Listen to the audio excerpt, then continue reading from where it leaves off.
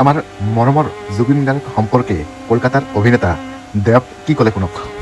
এই জুবিনের যে চলে যাওয়া ইন্ডাস্ট্রির জন্য কতটা ক্ষতি? জুবিন ওয়াজ এ লেজেন্ড। আমাদের বিলিভই হয়নি যেদিন আমার কাছে খবর এলো কি হচ্ছে, এটা কি করে হবে। মানে আমরা ইনফ্যাক্ট ধূমকেতুতেই ভাবছিলাম রানাদার একটা টুইট করে জুবিন গার্গকে দিয়ে আমরা গান গাবো।